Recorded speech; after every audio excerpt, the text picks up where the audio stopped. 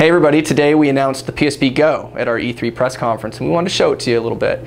Here it is. As you can see, it's much smaller than the current PSP, and it will live alongside the PSP 3000, which is going to be in market and at retail this fall as well. But this nice product launches October 1st.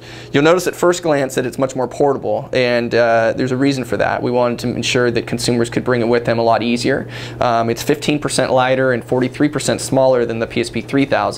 For those of you who have the PSP 1000, the original product, it's actually 43% lighter and 56% smaller. So a much more portable product. You notice you can just take it here and away you go. There's a number of very nice things about the PSP Go. I think most notably that there's built-in memory. So 16 gigs of memory will allow you to download a whole bunch of your content to the system, whether that's your own photos and music and movies or TV shows from your own personal content, or downloading games from the PlayStation Network. Additional to that, there's expandable memory. So for those of you who are PSP owners now, you're very familiar with the Memory Stick Duo that we offer, which offers expandable memory and additional memory for that system. For the PSP Go, we have the Memory Stick Micro, which I'm holding here in my hands. It's a 2 gig model. As you can see, it's much smaller. It fits into this port here and allows for the 16 gigs to grow. So at market today, there's the 2 gig, there's a 4 gig, there's an 8 gig, and a 16 gig.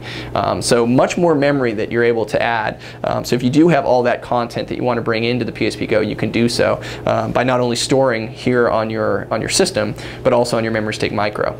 I also want to mention that we will have a service called Media Go, which will be offered, that acts as kind of a digital locker on your PC. So you're able to exchange content there as well. So many different ways that you can house your content when you're using the PSP Go. We're trying to make it as easy as possible to facilitate that content, that digital content that all of you have. PlayStation Network remains very important. There's going to be a number of, in fact, most of the current UMD titles converted over to digital. There's obviously the movie selection that we have, a tremendous selection of TV shows, and the various and sundry other things you can do on the PlayStation Network interact very smoothly with the PSP Go. So PlayStation Network remains very important.